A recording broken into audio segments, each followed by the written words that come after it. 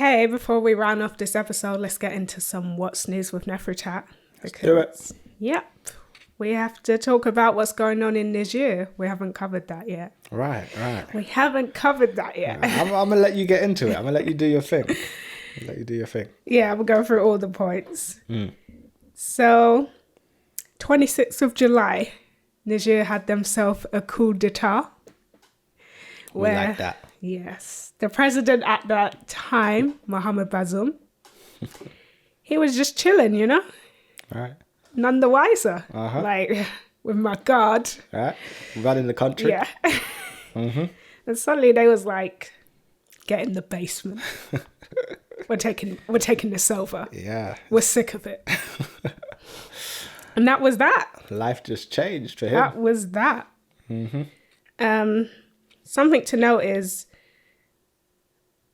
the former president, Mohamed Bazoum, is ethnically Arab, which represents 1.2% of the population of Niger. Right.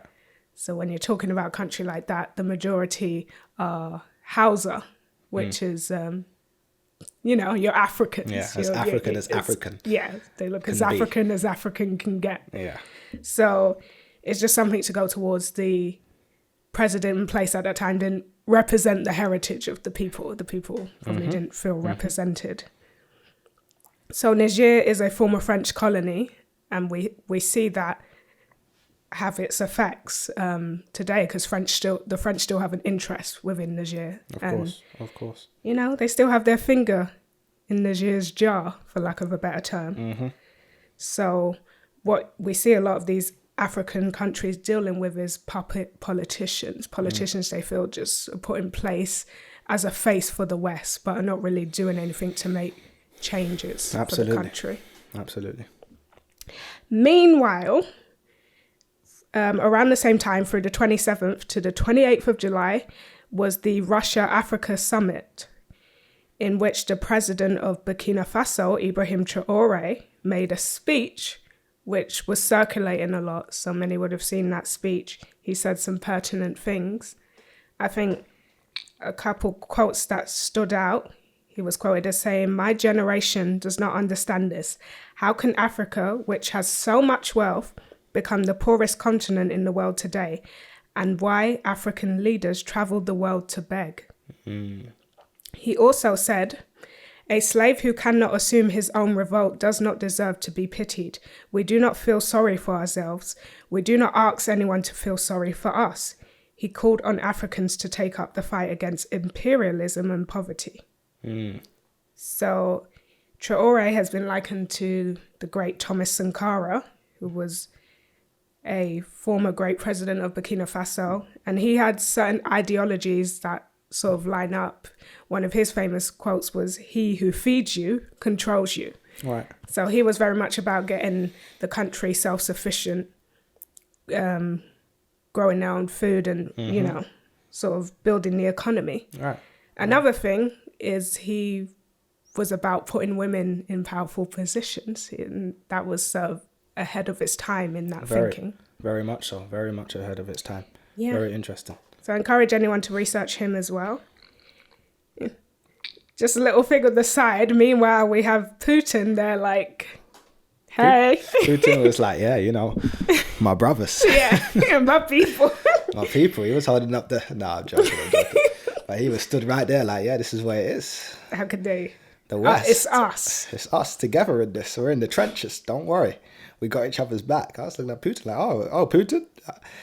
So he was even at that summit shaking hands, and then in general, we see him building allies. He's gifted certain West African countries grains, helicopter, vowed to teach African languages in Russian schools. Right. He's like, we in this. Yeah. I mean, obviously Putin's he's gathering his allies for what's to come. Which, we're about to get into the reasons for war. I know we got to get Retu and Reye to come. Definitely. Yeah. Definitely got to go all the way into that. But that Putin stuff. Because when I saw the clip, I didn't know what was happening. I think the clip just came up on my screen and it just moved from Burkina Faso, the president, to Putin. I was like, what's going on here? Putin, didn't he look like he's having the time of his life? Yeah, he was there smiling like, this is what it's supposed to be. I was like, all right.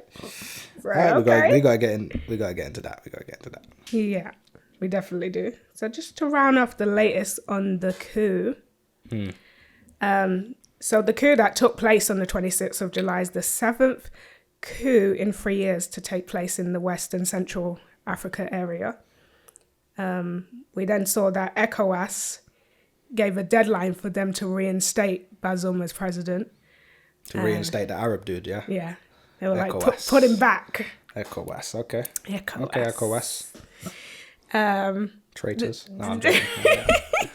The deadline came and went because they was like, reinstate him or you'll see. Right. And then the deadline came and went, so they're still in talks.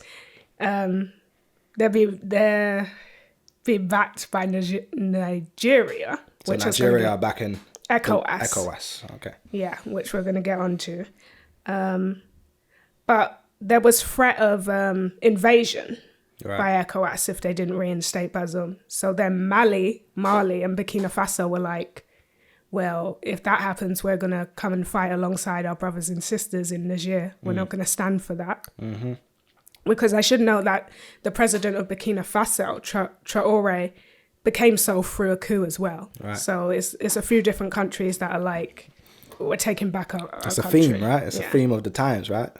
People just like, nah. No, we're not having it anymore. So it was good to see that unity. They're like, we're going to come.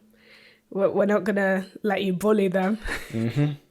Might see some Black Americans roll through as well. Right. With their chairs. Yeah, if you throw out the hat.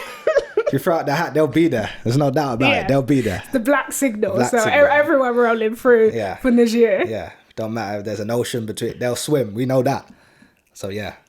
Some unity is good to see though. On a serious note, it's good to see some unity between the West African countries. Even when I'm gonna let you talk. Yeah, because So also we're seeing ECOWAS impose sanctions on Niger, and the Western countries cut aid.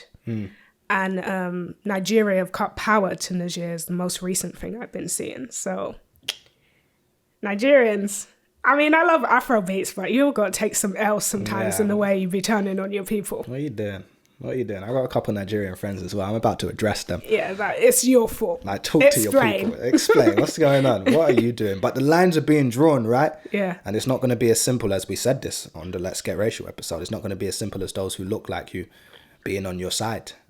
There's going to be some people opposite you that you'd be surprised by, and some people alongside you that you'd be surprised by. That's how it's all going to play out. So, yeah, Nigeria, man. Come on. Mm-hmm. Come on. But yeah, go ahead. So the current head of state or president of Niger was quoted as saying these sanctions are illegal and inhumane because it's affecting people's day-to-day lives in an already very poor country. Of course. Outrageously inhumane, but that's what they do. But also the African Union suspended Niger, but Niger is not backing down. So standing their ground, right? Standing their ground. Okay. And even maybe saw something that they're bringing charging Bazoum with like high treason and stuff like that. Okay, so they're actually charging him with crimes. Yeah. Okay. So I mean, what we're seeing Niger do is attempting to cut ties with the French also and, abolish Western neo-imperialism. That was one quote I saw. Because it's not to ignore the French interest in this as well. Because whenever this stuff like this happens, the sheer Western media gaslighting I see is always perplexing. Well, it's not perplexing to me because we know how they're always going to frame the narrative. Like all of a sudden it's against democracy. Right. It's against democracy when people try to stand up for their countries. Of course. When they want to stage coups to remove African leaders that don't serve their best interests, suddenly that's the path of righteousness. Right. Yeah. The West are very arrogant and tell a lot of lies and paint a lot of incorrect pictures. And that's just what they do. And that's just what they do. They throw around that word democracy whenever it suits them. Yeah. Whenever things aren't going their way, democracy is being threatened here. The democracy is being threatened. We have to do something. That's as soon as it suits them. So, yeah. Don't believe the Western media. Yeah, exactly that. And lost my truth. So, getting back to the French interest. No, yeah, I remember what I was going to say. So I think it's important in this day and time, as an African, anyone of African descent, if you're still falling for the Western portrayal and the Western narrative, you really got to take a look in the mirror. Yeah. Reflect. Because, you got to reflect, fully reflect. Yeah, we've been knowing they've been lying. We've been knowing their past, what they've done to these African period. So to them by that. So what is the French interest in Niger? Mainly it's to do with uranium. All right, of course, resources, of course. Of course, it's always Africa's rich in resources.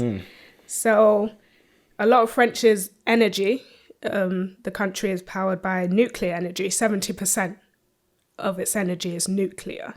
So they power this through uranium. So 15 to 18% of their uranium comes from Niger. And Niger supplies 25% of the uranium in the EU, period. All right. So... We're such a poor country to be supplying 25% of the EU, period. But it's a poor country. Just goes to show you the exploitation. Well, sorry. Exactly. Yeah, sorry. Go ahead. Yeah. So the biggest mining site in Niger is majority French-owned. A company called Somair, I believe, which is owned by a French company called Orano. So people can search that. And so they have big interest in that sense. So shutting down that mine would not be good for them. No, so French are talking, democracy. Yeah, it's all about resources and control. Yeah. It's all about resources and control. That's all it's about. To make a point, if I can make a quick point. Yeah, absolutely. I mean, it just goes to show, because I was having this discussion the other day, the idea that Africans and Europeans can live in harmony equally on equal footing, and people are claiming that this idea can be a reality, but it cannot be because of the mentality of the European. The European will not tolerate not being in control. And if you're dealing with all things fair, if the resources are in Africa, then Africans should control those resources. And there shouldn't be a African country supplying that level of resource that is poor. That doesn't make any sense. So, but Europeans will be unwilling to accept a lack of control. So if they don't control it, if they're not exploiting, if they're not raping the continent, they're not going to tolerate that. And that's the bottom line. We can go into the different examples of how that's come to manifest, but that's the reality. So when people say, no, we can live in equal terms, you can't, because the mentality doesn't allow it, if that makes sense. And you can talk about, it's just the French government. You think we're going to see the French people marching for Niger? Like, no. Leave them alone. Let them manage their country. Let it be fair. Let them have access to their own resources and decide how and where it's distributed, and trade deals be fair, and so on and so forth. So it's just like, you can't live equally with someone who doesn't want to live equally, and at the end of the day sees themselves as above you. So just make that point. Exactly that. So, I mean, I just end it out in saying this is a very positive thing to see West African countries taking back their power. Obviously a very proud thing, being a West African heritage. Yeah, part of our heritage. Yeah.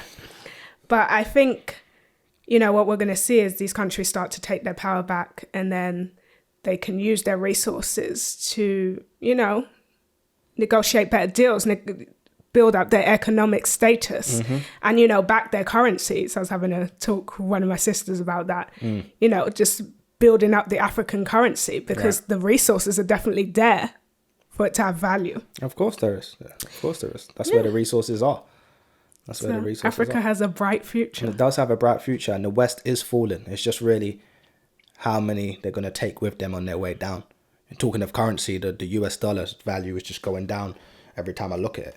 So, and you have countries now coming together to say, we're going to trade in currencies separate to the US dollar. So the West is falling. If you pay attention to currencies, if you pay attention to politics, if you pay attention to war or so-called conflict, you'll see the West is falling. It's falling or fallen, whichever way you look at it. And it's, at this point, it's just who they're going to take with them. It's just who they're going to take with them. Pretty much that. Yeah. So that's my bullet points on that. Kapow, got him. Checking back with Niger soon, I'm sure. Yeah, we'll keep an eye on that. Yeah.